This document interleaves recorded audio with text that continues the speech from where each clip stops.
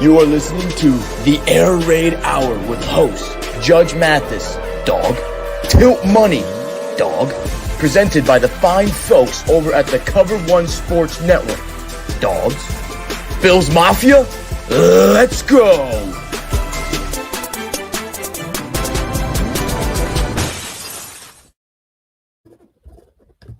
Ladies and gentlemen, welcome into Victory Monday edition of the Air Raid Hour. I'm your host for tonight, Tilt Money, David Tilton. I'm joined by our very special, popular fill-in co-host for this season of the Air Raid Hour, Mr. Hansel, and you know him better as @UberHansen on Twitter and social media platforms.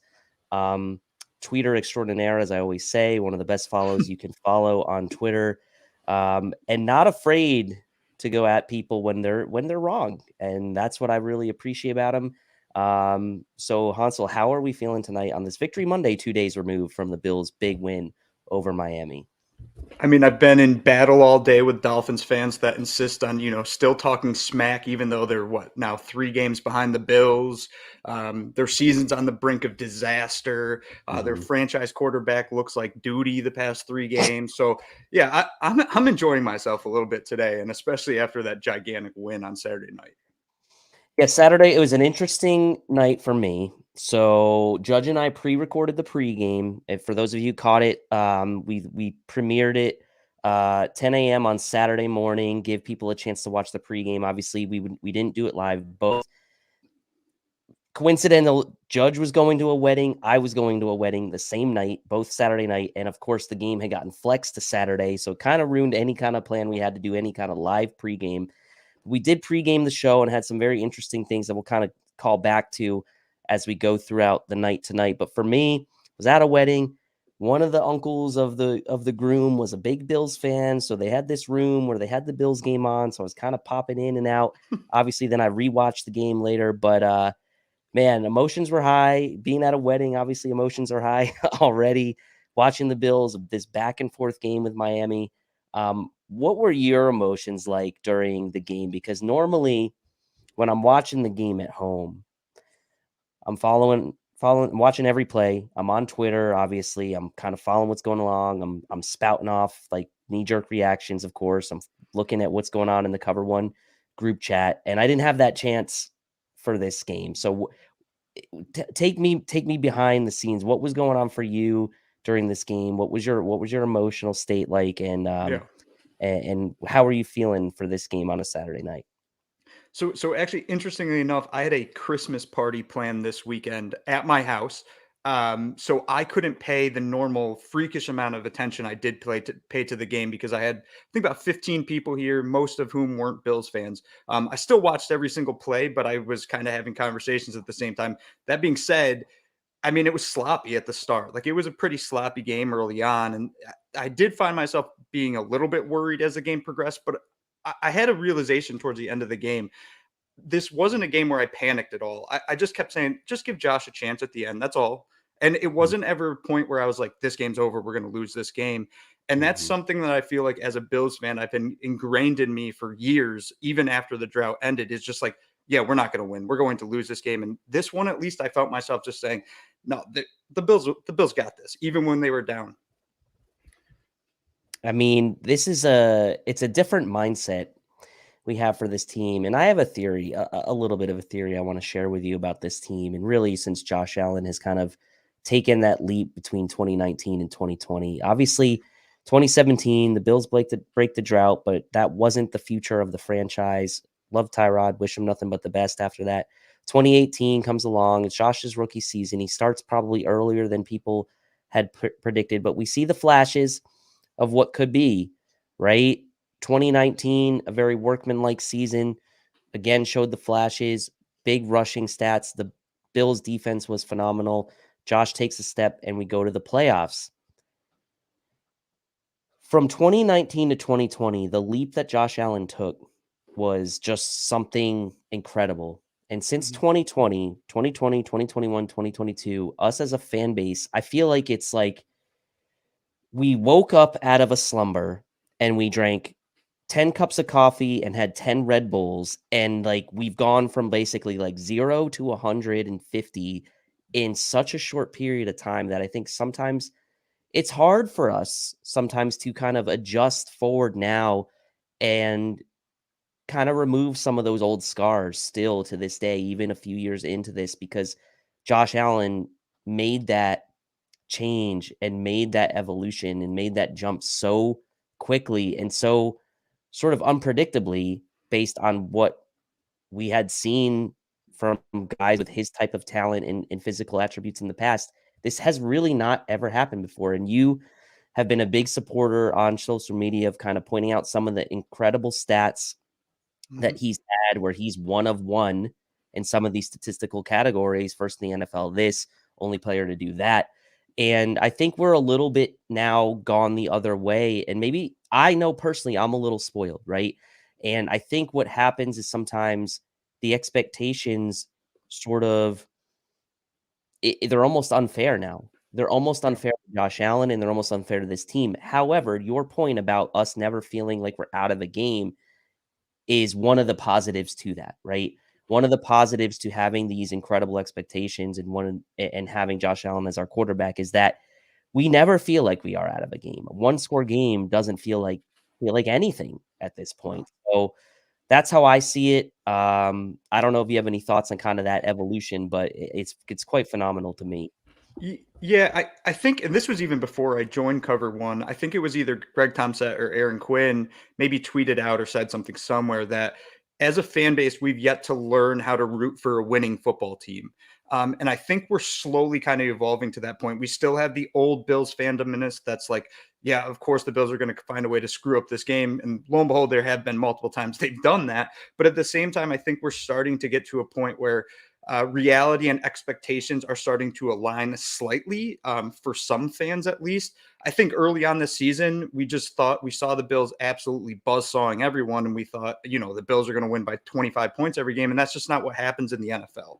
But that being said, all the injuries the Bills have had, all the weird scheduling issues the Bills have had, the fact that they're the number one seed in the AFC, Josh Allen's back in the MVP conversation, like this team is legitimately good and going to be legitimately good for the next 10 years, next close to 10 years. It's pretty incredible to think where we were just a few years back.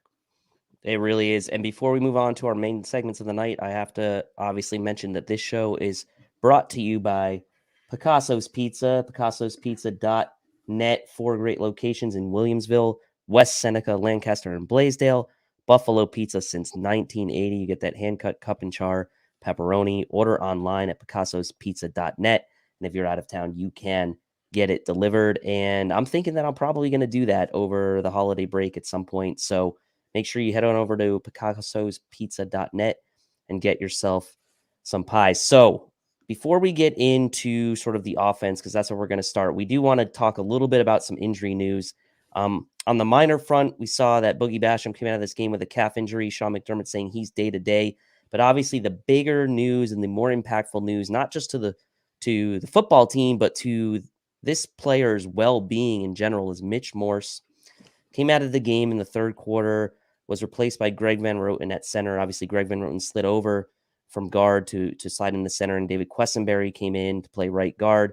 Mitch Morris with a concussion, now his 6th concussion on record, I believe, since he's been playing in the NFL, his 3rd with the Bills since he joined with the Bills. So obviously some tough news to take, because you kind of obviously want the best for the team, but you at the end of the day want the best for Mitch Morris and his health. So big blow to the Bills.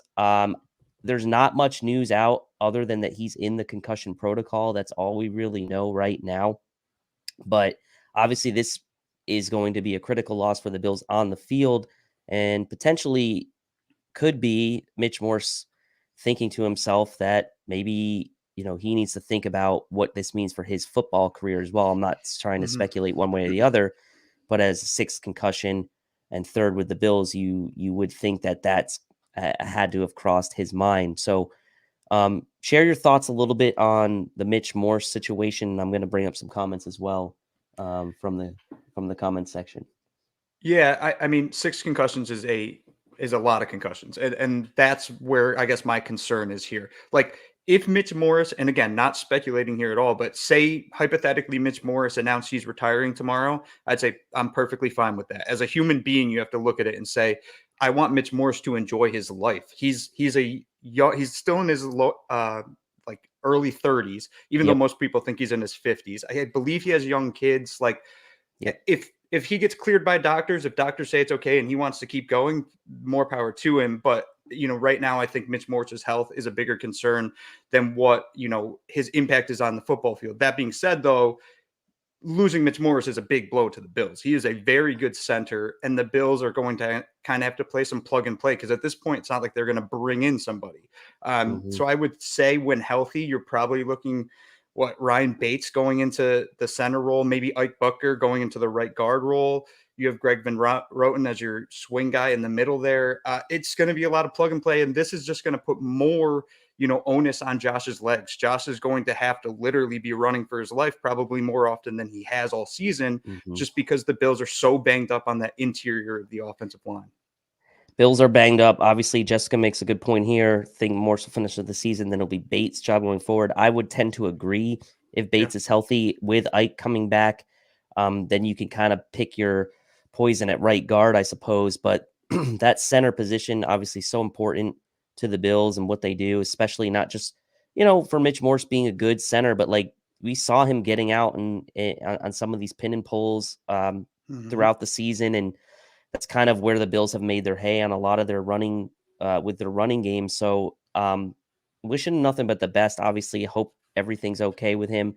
Like you said, no matter what happens from here, him making the best decision for his own health, obviously, I think would be the best possible outcome. So as we get into breaking down this game a bit, we'll keep that in mind. And Ike Bucker coming back is an interesting development as well. Obviously, it's good timing, but for me personally, I'm trying to keep my expectations in check. This guy's coming off a major Achilles injury, and for a dude that big, it's not going to be an easy road for him to come back and make an immediate impact. So I'd expect that if anything, he's probably going to be maybe towards the end of the bench as far as starting out, but that could change as we move forward. So starting out tonight, we're going to kind of recap the Bills' offense in this game against Miami. Josh Allen, we'll start with him, of course, 25 for 40, 304 passing yards, 4 passing touchdowns, another 10 carries for 77 yards on the ground, including the huge 44-yard gain late in the game in the fourth quarter to set up the game tying score. Put himself back into the MVP race, in my opinion, and not that he was ever out of it, but maybe inched his way up closer to the top of it now with that performance. Obviously, Patrick Mahomes, they won yesterday. He made 20 straight completions or whatever it was. Joe Burrow threw the 4 touchdowns against the Bucs in a nice comeback against Tampa Bay, and Jalen Hurts did what Jalen Hurts does, but now it looks like that Jalen Hurts may or may not be out for the season. We'll see about that. Not the same injury, but similar kind of mirror image to what happened to Carson Wentz a couple years back when he was kind of the front runner for the MVP and then went out. So with this performance from Josh Allen, another turnover-free game for him, over 300 yards passing in the snow, 4 touchdowns, putting the team on his back and willing this team to victory again. And then obviously capped off, I didn't even mention, with the 2-point leap to tie the game. Assess this performance from Josh Allen and what does this mean for him as far as maybe putting him back in the MVP conversation as a favorite and what this does for this team going forward. Yeah, so I initially was going to say that this is a game towards the end of his career we'll remember as one of his more impressive performances, but in reality it won't be, just because he does things like this so often, which is crazy in and of itself. But it was a game this season I look at and I say, there was a point against the Dolphins where Josh said, we're not losing this football game, even if I have to do everything myself. And that's what it seemed like he was doing. I mean, he was literally just running whenever he had the ball in his hands, or making great throws, diving over lines. Like, he literally did everything he needed to do to secure the Bills a win. And for that reason, like you mentioned, the MVP conversation, I had him kind of on the outside, like around 4 or 5. I'm pushing him back up to 3, maybe 2, getting close in that range. I still have Mahomes as the 1. But I do think there's a big thing to be said. Like the Allen Burrow matchup could play into the MVP. That could decide it. Like who wins that game? If Burrow beats Allen and Mahomes, and again, wins aren't a quarterback stat, but Burrow outdueling Mahomes, outdueling Allen, Burrow probably is going to win the MVP. If Allen can outduel Mahomes, Burrow, Lamar Jackson, like all these great teams, maybe he has a few more interceptions than these guys. At the end of the day, if Allen can kind of secure that 1 seed with the schedule the Bills have had, he might be able to jump a Jalen Hurts, who basically has played turnover-free football, but doesn't have the gaudy touchdown numbers, has played kind of a cupcake schedule a little bit. So the MVP is going to be interesting, but Allen's performance overall against the Dolphins, I mean, you can't really ask him to do much more than he did in that game. You really can't. And I like Pete's comment here. Hurts injury reopens the MVP race. Having 11 INTs makes it tough because they don't weigh attempts. And, Burrow's season didn't start out great. Like he struggled through the first, I would say struggled for a lot of teams would have loved to have what Joe Burrow did the first month. But for his standards and what the Bengals were expecting, he did kind of plod his way through the first 3 to 4 games, but he's really turned it on. And obviously, you have to give Joe Burrow credit. He did it from a handful of games without Jamar Chase, and that Bengals offensive line is finally looking like they're coming together. But you're right about the outdueling and wins not being a quarterback stat. But if you're an MVP voter and you can go back and look at these head-to-head games and assess for yourself how much the quarterbacks played into those wins and make an honest, objective assessment, right? Like it'd be different if Josh Allen went out there and the Bills beat the Chiefs and, he handed the ball off to Devin Singletary 30 times and didn't like clearly that's not what happened. Right. And Joe Burrow did outduel Patrick Mahomes in that game and had an incredible game. So these singular games between the Bills and the Bengals, the Chiefs and the Bengals and so on, like for the most part, they have come down a lot to the quarterback play. And so you can look at those games individually and kind of say, yes, that guy, quote, outdueled this other guy in that game. There's more that goes into it, but it would be tough kind of like, when you're assessing the college football playoff and two teams are kind of right there, they tend to go with the team that won head to head over the other. So it will be really interesting. This Bills-Bengals matchup coming up in 2 weeks or a little under 2 weeks. But I think you're right. I mean, Hurts has all those rushing TDs this year, but a lot of them are shorter yardage. Like it's not like he has like huge rushing yardage numbers, but he hasn't turned the ball over. He's had an excellent season. The Eagles are obviously only have the one loss. So that's going to all weigh into it. Wins aren't a quarterback stat, as we know, but it's going to be now hard with 4 games left and Hurts potentially missing all 4. He probably just can't win the MVP. So, Josh Allen, what can they put the team on his back? The next topic I want to cover on the offense, and it's something we kind of teased on Twitter leading up to the game, and we talked about in the pregame. I went back to the well to Dawson Knox as my take me higher player for the second week in a row. And now it's 2 weeks in a row that he's led the team in receiving. He's reemerged as a weapon in this offense over the last 2 games. There has been a concerted effort to get him the ball schematically. There have been plays drawn up for him to get the ball in his hands. Obviously a touchdown in 2 straight games, and has made some really nice plays after the catch as well, where the Bills have sorely needed that. So Dawson Knox reemerging in an offense where it's been a bit of a struggle to find a consistent weapon behind Stephon Diggs, at least an efficient, consistent weapon. We know Gabe Davis has had his big moments, but consistency has been the question. And that's part of why the Bills did bring back Cole Beasley, right? Is trying to find some consistency on this offense. And now Dawson Knox reemerging gives me hope personally. And I like the fact that he's getting, quote, hot or getting more integrated, and Ken Dorsey's finding ways to get him the ball late in the season. So that gives me hope that maybe the Bills have found something and have unlocked a little bit of an area of the playbook, an area of the offense that they hadn't tapped into for most of the season. So what do you think about Dawson Knox's reemergence over the last 2 weeks, and how important do you think that is for the Bills down the home stretch? Yeah, I mean, you mentioned Beasley, and we'll get more into him later. But as far as the Bills season, like when it started, I think the Bills were trying to find this pressure release valve. At least that's what I call it. Some guy that Josh can always go to underneath, trust them to be open, trust them to make a catch and maybe pick up a yard or two, not crazy yak, just be consistent. And I think the Bills thought they had that in a couple ways. I think they thought Jamison Crowder could be that. He gets hurt. I think they thought Isaiah McKenzie could be that with a little bit more burst, but his hands have kind of been in question. He hasn't been that consistent. Gabe Davis, more of a deep threat, not really that role either. And then it came to Dawson Knox, and early on, they weren't getting him involved that way. I think he was still kind of running a little bit too deep on routes, and now you see him in the flat all the time. And I think that the Bills are essentially looking at Dawson Knox and saying, you're his pressure release valve now. Like, this is your job, and then pick up a few yards after. And I think we all remember that Bengals play he had. I think it was his rookie season where he absolutely trucked the living daylights out of a safety. And every time he gets the ball, that's what I expect to happen. We haven't really seen that big blow in a bit, but I think when Dawson Knox catches the ball in the flat, at least you know you're going to get him to fall forward more often than not, and you're going to pick up 4, 5, 6, 7 yards. And he's been doing that consistently now for 2 weeks. It's definitely an exciting development.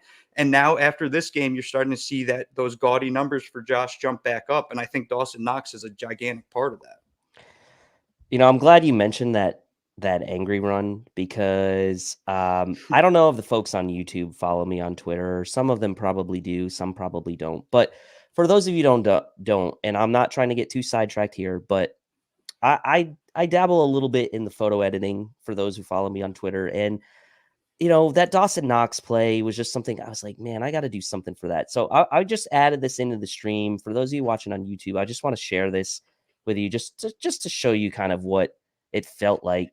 Oh, yeah. So this is something I did a couple months back before the season started, and that was that play, the angry run play where he just absolutely smashed It was Jesse Bates. Yeah. Oh, I did not realize that. Jeez.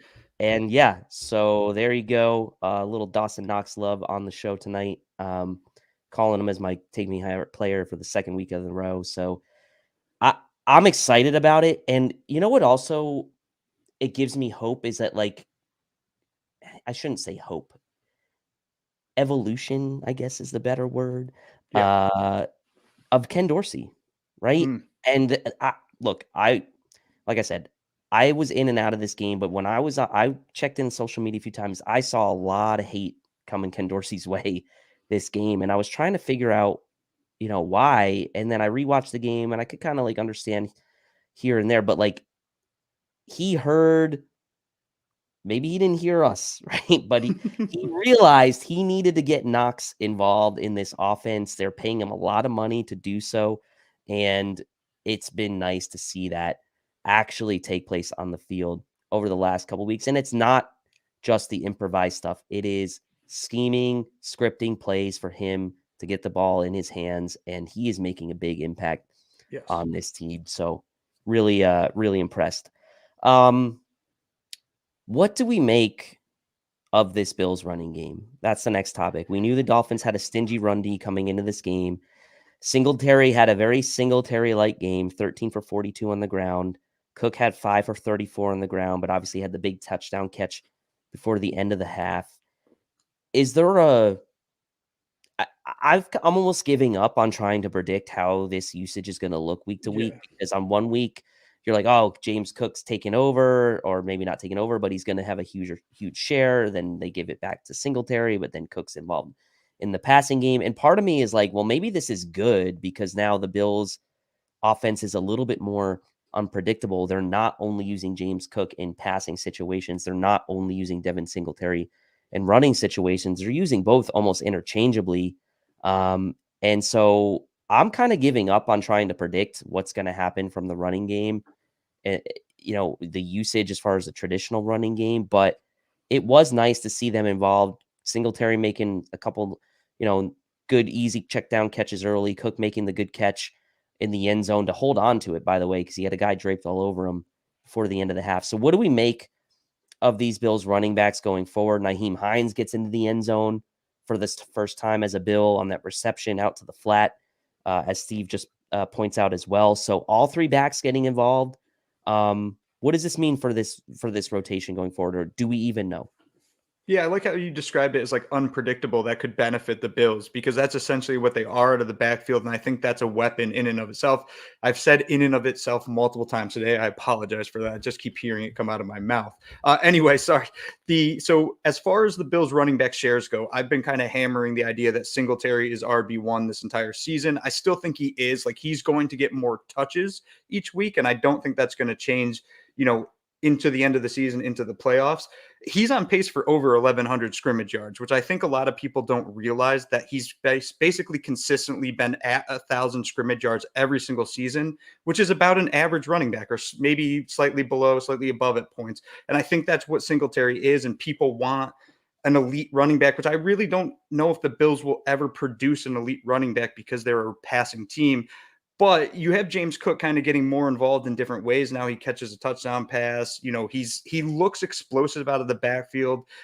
I don't think that there's any way to really predict what will happen week in and week out, but I do like the way they're kind of mixing and matching these running backs now and focusing a little bit more on the ground game consistently with the running backs than they have kind of in weeks past or earlier in the season.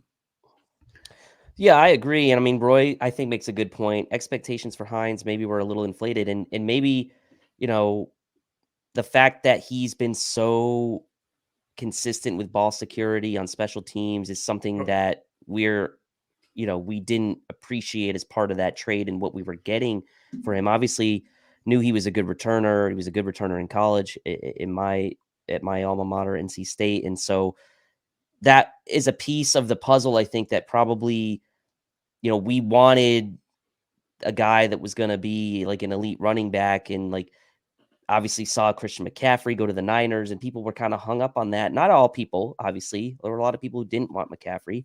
But it's a nice player, and it's a nice player to have on a contract that you have under team control for the next 2 years, should you want to make a decision on Devin Singletary, if you want to bring him back next year. So it gives the Bills options not only this year, but in the future, and solves a need that we had, which was obviously in the return game.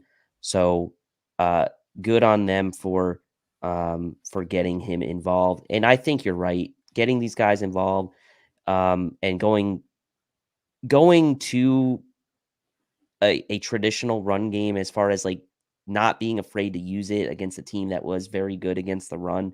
18 carries from running backs in this game between Singletary and Cook. It is not terrible, right? And the Bills obviously had 150 on the ground, 77 that from Josh, but 18 carries from running backs against a team with a pretty stingy run D, where Josh throws the ball 40 times is not bad, in my opinion. So No. Good on the Bills for sticking to it and kind of staying with that running game. We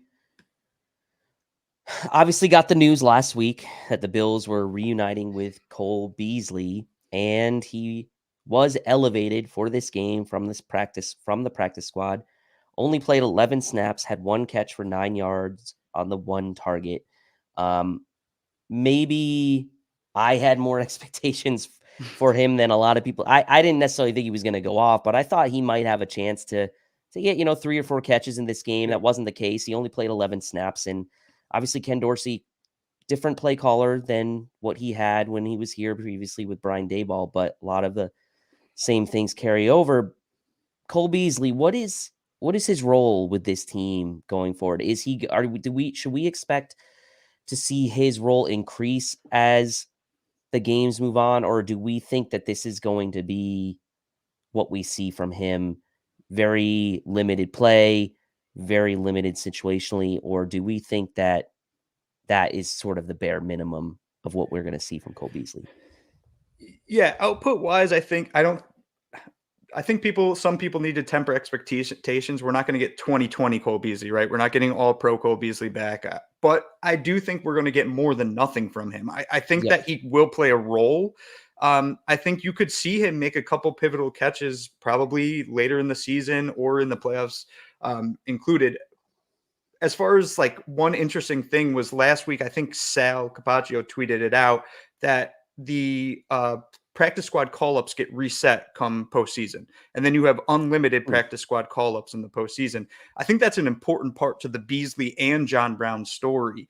I don't think you're going to see Cole Beasley or John Brown added to the 53-man roster. There's no benefit. The Bills can essentially stash them on the practice squad and then move them up all but one game the remainder of the season, and then move them up whenever they want in the playoffs. So I think that's kind of how they're going to play this weird little, roster game with Beasley. I think that Beasley's ability, again, I'll say the word pressure release valve, like his ability to be that guy for Josh Allen as somebody Allen trusts, just adds another kind of layer to the Bills offense. Josh can kind of hit that underneath that mid-range ball, and teams are going to have to respect that, especially if Dawson Knox continues to kind of develop in that role. And then that opens up the ball deep for Diggs and Davis. So I think Beasley plays that little bit of that role. I think we'll see a couple more snaps in the coming weeks instead of just 11. I think you might see closer to 20, 25 from Beasley at some point this season. Yeah, it certainly seems like the Bills, as far as the wide receiver room is concerned, is they clearly have the alpha in Stephon Diggs, but they're still trying to figure out the mishmash of guys beyond that. I mean, obviously Gabriel Davis is, he is the second most talented receiver on the team. Like I don't think there's a question of that, but and he did make some nice plays in this game. Don't get me wrong. He made some very critical catches. He made the nice catch on 3rd and 17 in the first half. I mean, so he did make some plays in this game. But that's Gabriel Davis's game is the chunk plays. Like that's what he is at this stage. And we need something that's a little bit more reliable, maybe on the mid-range, shorter yardage passing in the passing game, which is why I think also James Cook has been so invaluable to the team in recent weeks. And I do agree, Don. He definitely had some clutch catches, and I'm not trying to take anything away from Gabe, but obviously Knox emerging in the last couple weeks, Gabe doing his thing, Diggs there. If they can get some version of a slot reliability between McKenzie, Beasley, whatever, I mean, it's clear that the Bills aren't ready to hand the keys over to Coolio Secure, right? Like that's clear. Yep.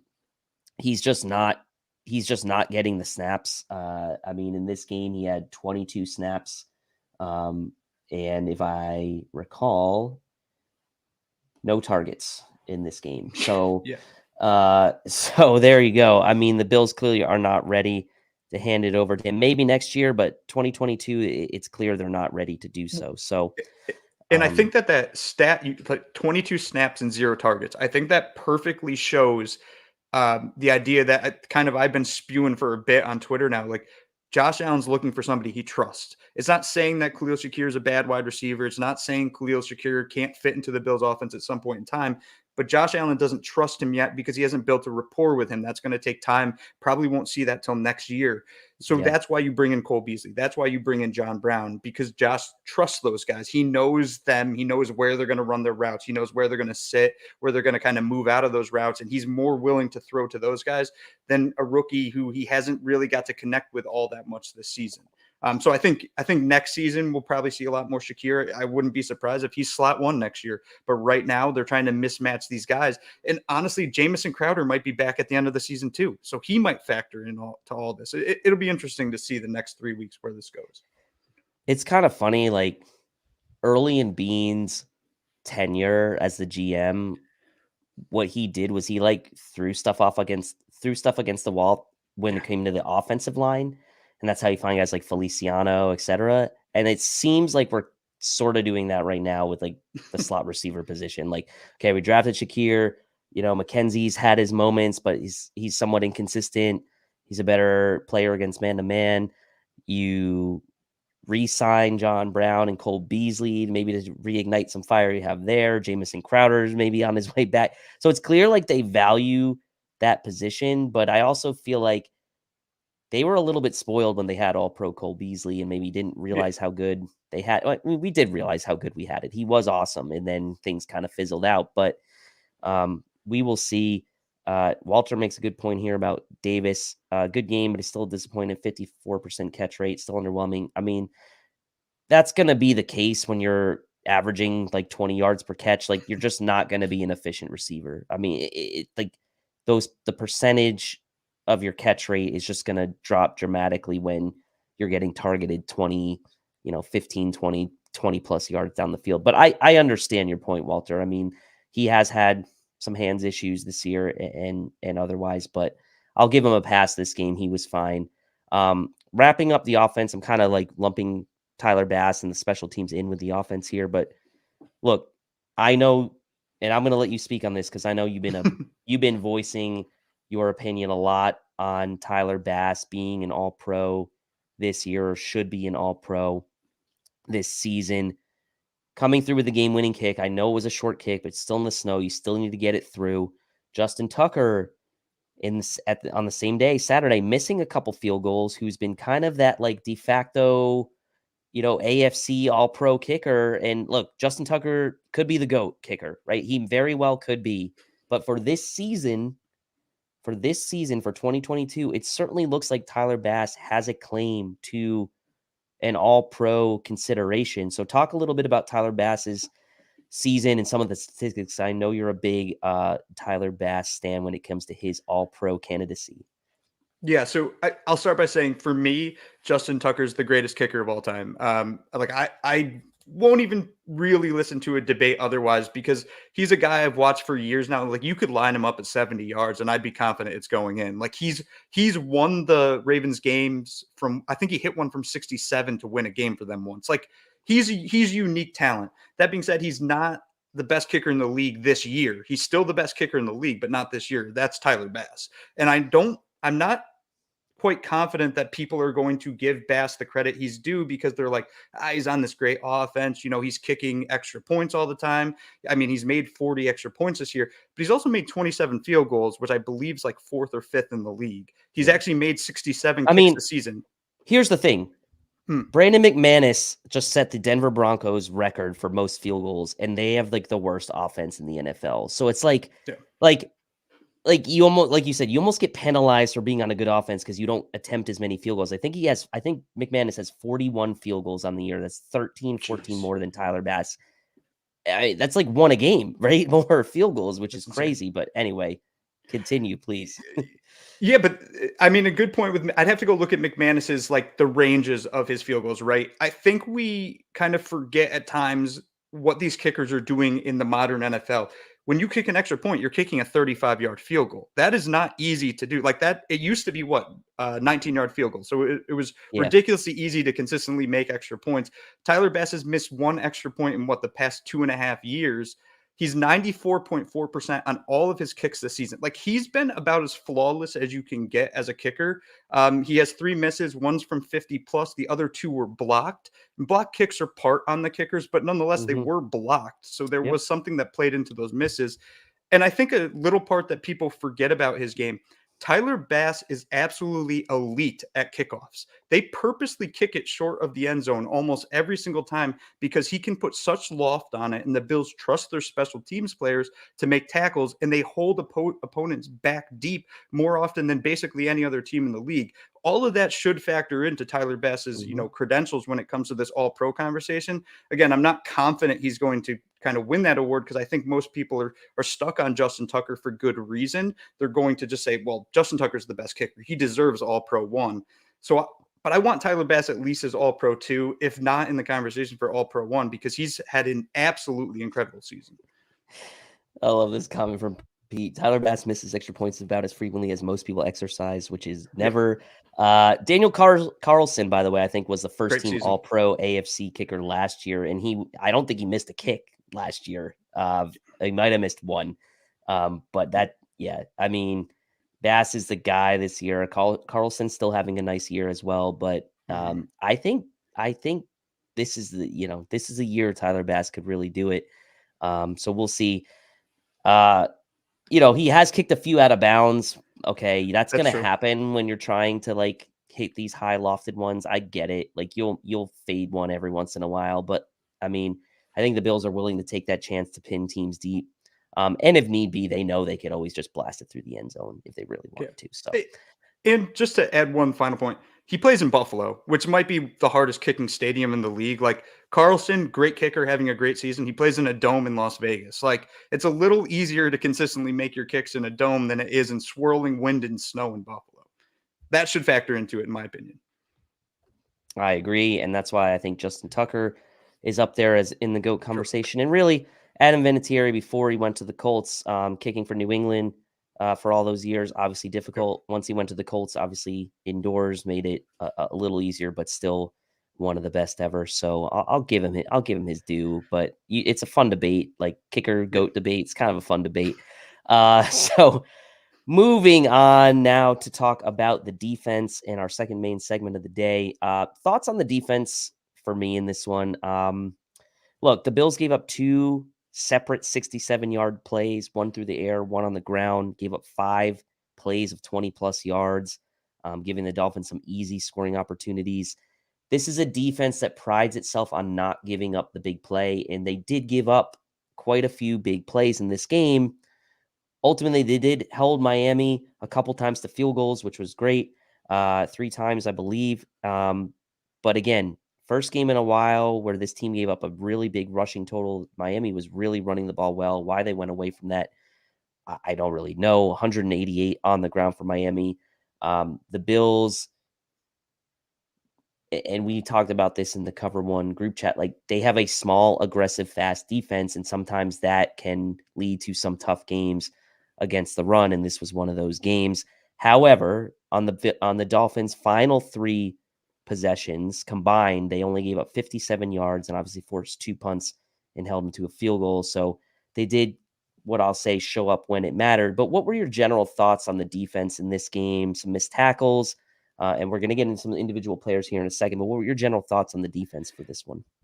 Yeah, I mean, I think just to start with the big plays, right? I don't think Bills fans have been particularly like we haven't witnessed those the past few years, and that's for good reason. The Bills had Micah Hyde and Jordan Poyer deep. Big plays don't happen when you have those guys back there. And now you have Jordan Poyer, who looks to me like he's playing a little banged up, but still playing at an all-pro level. And then DeMar Hamlin, who I think is a decent player, but he's not Micah Hyde. And so you're going to have a couple breakdowns in your defense just because you don't have those sure things back deep protecting against these big runs or big passes.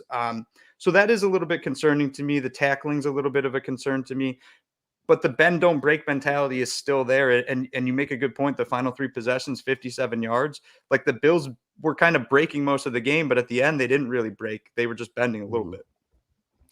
Yeah, they were just bending a little bit, and they got the stops at the end to get the ball back when they needed it, right? I mean, they tied the game up and then got the ball back. So, I mean, and then obviously milked the rest of the game away. So the defense in the biggest moments, I thought, did make the plays they needed to make. And so, ultimately they did enough to win this game. The Dolphins tactically, not sure why they went away from the running game as much as they did. Maybe it was a pride thing to show that Tua could. I don't know what the reason was, but I was going to say that I was going to ask you that question. Do you think that Mike McDaniel went to the pass because he really wanted to put out there like, yeah, Tua can throw in the cold and snow? And to be fair, it didn't really start snowing all that much until the final 6 minutes of the game when it was only Josh Allen on the football field. Yep. So Tua played well in the cold. He didn't really ever have to deal with the snow. And look, a lot was made about what the weather was going to be like going into this game. And for the most part, like you said, until the very last drive of the game, the weather, as far as precipitation, really was not a factor in this game. Like temperature, I mean, sure. there was precipitation, but it was man-made precipitation, I guess you'd say. Yes, there was man-made precipitation. Yes, yes, there was. So we're gonna get to that when we get to our Jabroni of the Week segment. Just a little random at the end, but anyway, I want to talk about Trey White a little bit. Okay, so it was an up and down game for him. I thought he was beat a few times. He was beat on the Jalen Waddle play down the sideline. He was beat on the Tyreek Hill touchdown, but he also had a couple pass breakups in this game. He's officially credited for 3 pass breakups in this game, which is great.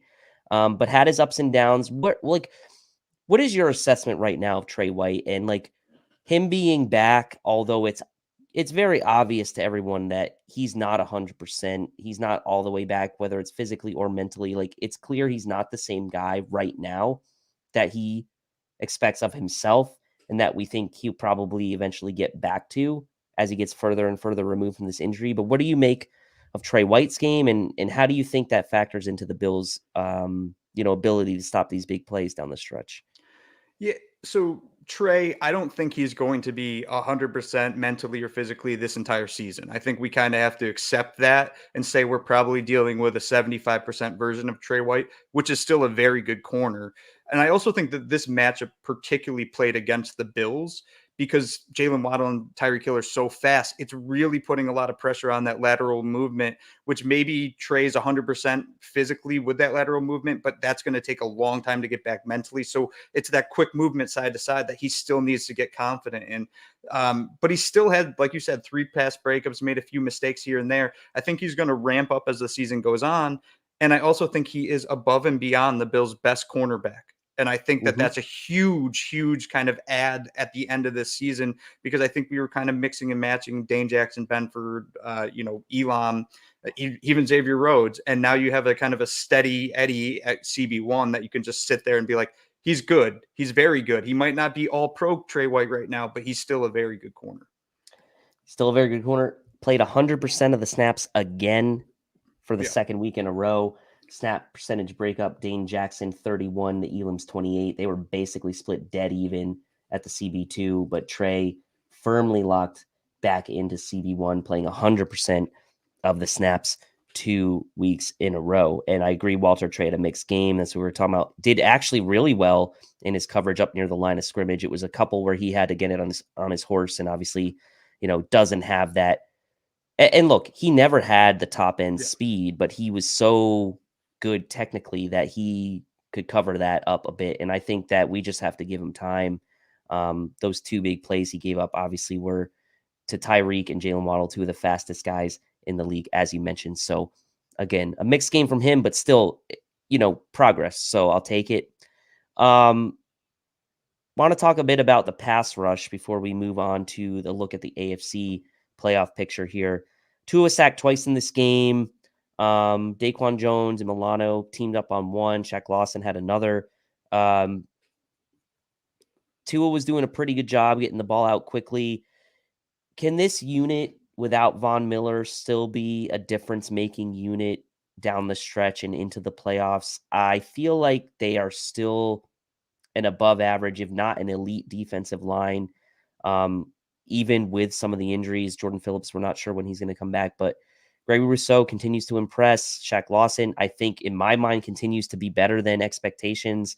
Yeah. And you have guys like Daquan Jones and Ed Oliver in the middle of this defense. So can this pass rush, can this team still be an elite pass rushing unit down the stretch here without Von Miller?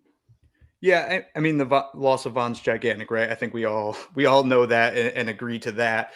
But I still think that, Greg Rousseau, Shaq Lawson, AJ Epinesa, like that rotation on the outside is sufficient. I think Greg Rousseau has been much better this year than he was last year. And Shaq Lawson, like you said, he's been surprisingly good, at times dominant. Like I think it was against the Jets, he played incredibly well, or maybe it was the Patriots, one of those 2 teams.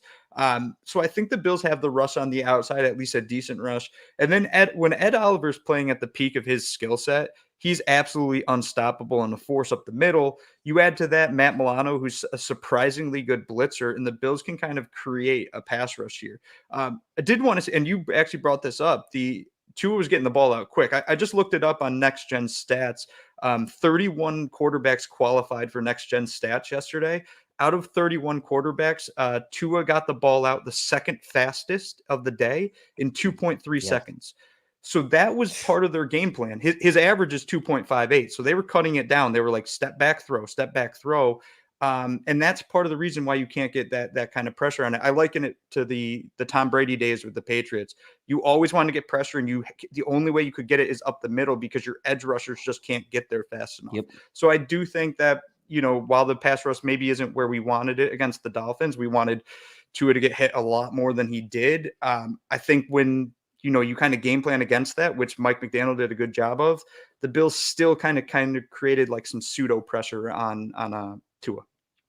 Yeah, they did. And I mean, Daquan Jones, another fantastic game for him. I thought Ed Oliver, maybe not his best game, but still Daquan Jones continues to be one of the best signings the Bills have made in the Bean era, in my opinion. Bills struggled a little bit at defending that wide zone run, and we'll see kind of how that might look in the future games. Obviously, Chicago on deck. We're going to get to them in a second.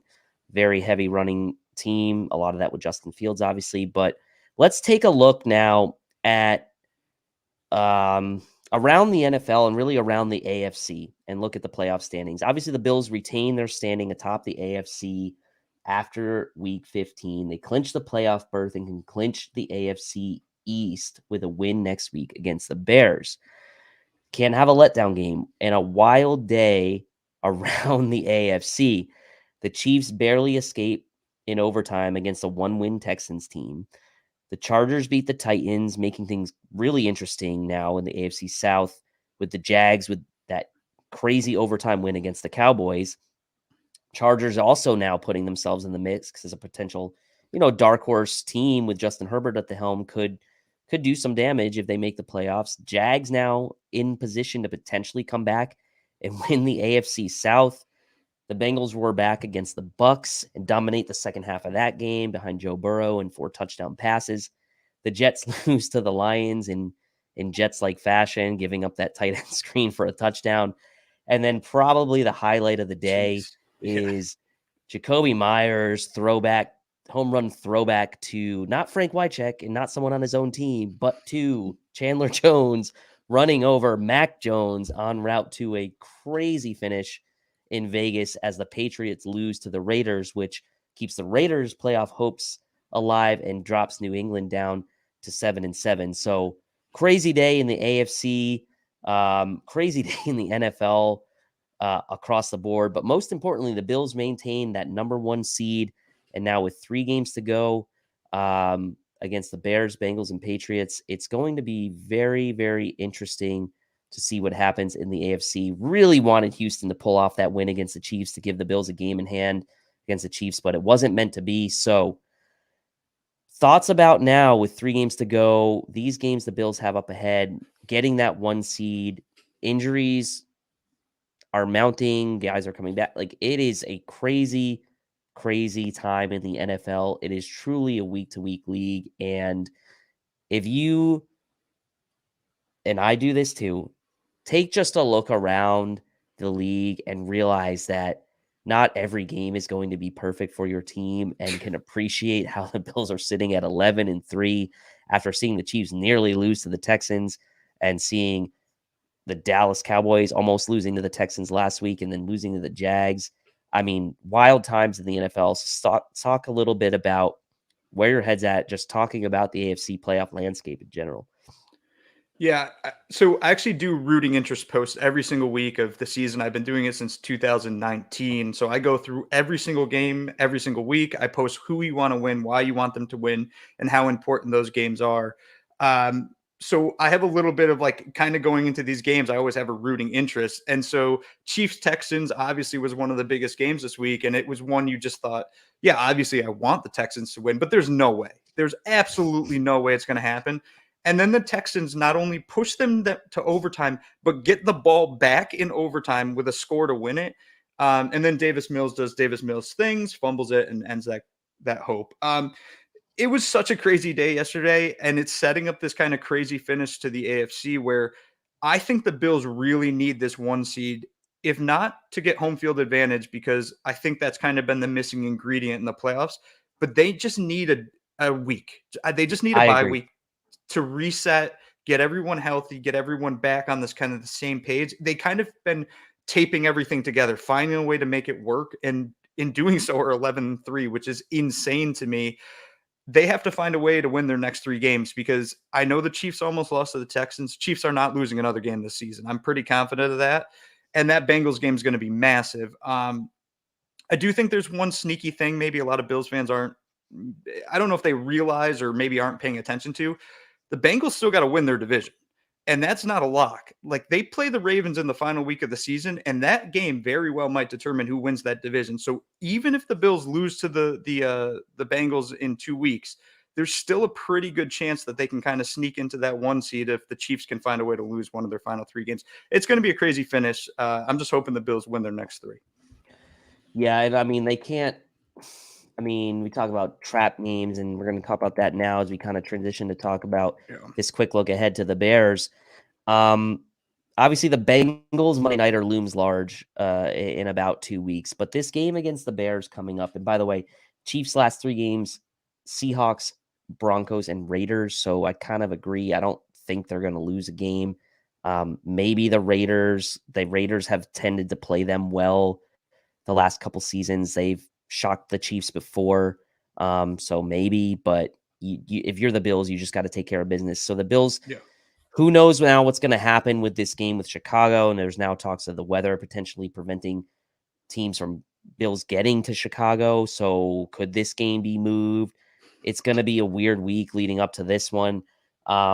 Bears coming off of a tough loss against the Eagles, obviously, like, fought hard in that game. Like, I know they lost, but Justin Fields took a beating, like got sacked like 5 or 6 times in that game, but just kept coming back, brought the Bears back. Looked like they were out of it for a while, and eventually they couldn't hang with the Eagles. But that's going to be a tough team to play on the road. If it ends up not being in Chicago, we'll see what happens. But a good running football team. There's a chance they may get Khalil Herbert back for that game. They have Justin Fields, David Montgomery, they have Cole Kmet. Their receivers aren't the best, but the Bills can't look ahead. So my question to you is, do you believe in the concept or the thought of a trap game, or do you feel like that's just something that the media has kind of drummed up over the years, like these trap games? Because we've seen it actually play out. Texans yesterday against the Chiefs almost win. Like, they almost beat the Cowboys 2 weeks prior. Like, Jaguars beat the Cowboys. Like, is this a real thing? Is there a real element to let down spots? Yeah, I think in years past with this Bills team, I'd say, yeah, there's trap games. I don't think that this iteration of the Bills team is going to fall victim to trap games, because that Jaguars loss last year, I think, might be one of the best things that ever happened to the Bills. Obviously, if they win that game, they get home field advantage in the playoffs, and who knows what happens from there. But for the future of the Bills, Sean McDermott can always bring that game up and say, you guys lost to the Jaguars. Like, you could lose to the Bears. And honestly, they could lose to this Bears team. I know they're 3-11 or 3-10. They're not as bad as their record indicates. I agree. So I don't really think that this Bills team is going to fall victim to this trap game. But they better take this team seriously, essentially. Like, Justin Fields, assuming he's healthy, and he only was out for like a play or two in the last game. He's dangerous. I mean, he's not going to throw the ball all over you, but he can run on you, and he's a unique runner. He's Lamar Jackson-esque. Yep.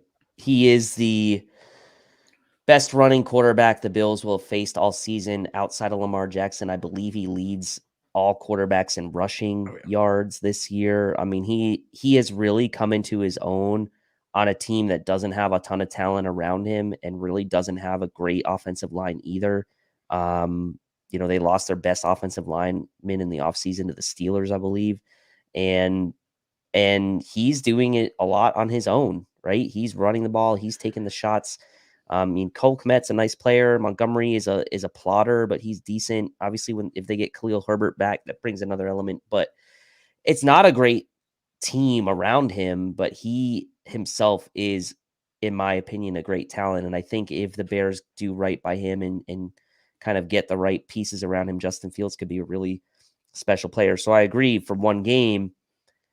Look, we saw the Bills go into Minnesota in 2018 and kind of shock the world as big, huge underdogs with Josh Allen, who didn't have a ton of talent on that team catching the ball. And I'm not saying Justin Fields is Josh Allen, so please don't take that the wrong way. But I'm saying a running quarterback on the road he's not on the road, but a running quarterback with not much to lose and a team who doesn't have much to lose, there's definitely more pressure on the Bills in that game than there is on the Bears. I'll say that. So before we get to our closing thoughts and our jabroni of the week, I do have to mention Cover One Pass. It's the best way to stay in touch with your Cover One crew. You can get exclusive members only content by signing up at cover1.net. $57 for the year. That is a full calendar year. So it's not, just for the rest of the season. If you sign up now, you'll be in for through, December 19th of 2023. It's for a full year. So you get access to the community, contributors, behind the scenes content in the Slack channel, a lot of fun chats going on there, shirts and t-shirts and more. So unlimited devices is always a big one. I know that's sometimes where people in platforms will nag you. So really good thing to sign up for if you're into what Cover One has to offer. So before we get to our closing thoughts, I didn't put this in the show notes, but I'm going to put you on the spot with it, and we're going to give our jabronis of the week because we still have about 5 or so minutes left here. We're going to give our jabronis of the week, and if you don't have one, I'll go first. But we got to get to it. Jabroni, you are 3 seconds away, and the rock means 3. Jabroni, you are 3 seconds away, and the rock means 3 seconds away from the rock to lay a smack down on your candy ass. Bro, I gotta stop you though. You keep using this word jabroni, and it's awesome. There are a lot of candidates this week. I see some people talking about Cam Lewis with the roughing the kicker, which I purposely didn't go over, but hey, you want to throw Cam Lewis into the mix? Jacoby the Jabroni, a possible candidate. For those of you who have been living under a rock, I went to NC State. Jacoby Myers also went to NC State. We have this term at NC State because we're like the redheaded stepchild of Duke and UNC. Like nobody really pays much attention to us. We're all in the same area. It's called the Triangle. Jessica knows. She's in the comment section. Like we're just the little brother. And NC State has this phrase that goes along with things they do inexplicably to lose sporting events. And we just call it NC State shit. It's just NC State shit. It's like the weirdest, most ridiculous ways you can find yourself to snatch defeat from the jaws of victory. And NC State does it all the time. And isn't it fitting that Jacoby Myers, an NC State alum, throws back the ball to Chandler Jones and just absolutely blows that game for the Patriots? But you know what? He's not the jabroni of the week because I actually am happy he did that, and I'm happy the Patriots lost. So, in fact, I will give you kudos, Jacoby Myers, for making that play and giving the Raiders that victory. But my jabroni of the week, I said this on Twitter. I know a lot of people like him. He's fine. He just really, really annoys me. And the hubris, I'll use that word, that he displayed coming into this game with the "I wish it was colder" and the stupid dancing on the practice field. Mike McDaniel, to me, is my jabroni of the week. It feels like his thing's becoming kind of a shtick to me. Like he just kind of annoys me. A lot of people like him. And look, we're big analytics people here at Cover One, so I'm not disparaging his approach to football or like his thought process on football, but I feel like he sometimes is playing a character and it's kind of annoying to me sometimes. So Mike McDaniel, take a seat. Talking about player safety with snowballs getting thrown when we obviously went through the whole scenario in Miami with the 120 degrees or whatever it was. So you can save me the player safety spiel, all your "I wish it was colder" shirts leading up to the game, and your stupid dancing with your rolled up pants on the practice field. Like for 1 week, you are my jabroni of the week. You annoy me, and that's what I'll say about it. I'll do a quick jabroni of the week. I mean, I agree I don't like Mike McDaniel. So I love that one. My jabroni of the week is all of Fins fans, every single one of them, because I let them have their little time when they beat the Bills after the week 3 game. I was quiet for a little bit, and now they've dropped 3 straight against good football teams, and they're on the verge of not making the playoffs. They better hope that team finds a way to make the playoffs, because I got a couple hundred receipts in my bookmarks on Twitter. I'm just waiting to rip out and rip into these fans. And they're still mouthy to this day, even after the Bills just beat them and now basically have locked up the division. So to all the Fins fans out there, I'm about sick of this nonsense that this team is here to beat the Buffalo Bills. No. They're not here to beat the Bills. They're not winning the AFC East. In fact, They're not even going to finish in second place next season in the AFC East. The Jets are going to be right there behind the Bills next season. So yeah, every single Dolphins fans, those are my jabronis, all of them this week. Love it. And it's always nice to beat the Dolphins. And you know what? I actually think it's better to beat them when they're a good team. Like I just like it's just more satisfying. Like obviously, like it'd be great if the Bills had like no stress at all. Like none of the teams in the division had any real chance. Like kind of like it was last year. But like when the other teams are good and you get those wins against them, it just does make it feel a little bit better. So maybe that's why the Patriots didn't really care too much beating us for 15 years in a row. So anyway. That'll just about do it for us tonight. Any closing thoughts on Bills versus Miami before we get out of here? And some of us may be watching the end of this Packers Rams debacle that's on TV right now. No, I mean, it's just when you think about this game, you think about Josh Allen. He was Superman. He was everything this game. And he did what a lot of other quarterbacks can't do. He won the game himself at points. And for that and that reason, basically alone, I will never believe that this team can't compete for a Super Bowl until Josh Allen's no longer on this football team. 100% true. I mean, as long as he's the quarterback, they always have the chance. I've always made the comparisons to those Saints teams with Drew Brees and the NFC South, where the NFC South would turn on its head every other year, but the Saints always had a chance going into every season because they had Drew Brees. Now, they had some not great seasons, but every season they had Drew Brees as their quarterback, and every season you'd have to give them a chance to make the playoffs at least and potentially go on a run. So that's what the Bills got with Josh Allen right now, perennial MVP candidate and potentially the MVP for your 2022 season. So Hansel, thank you.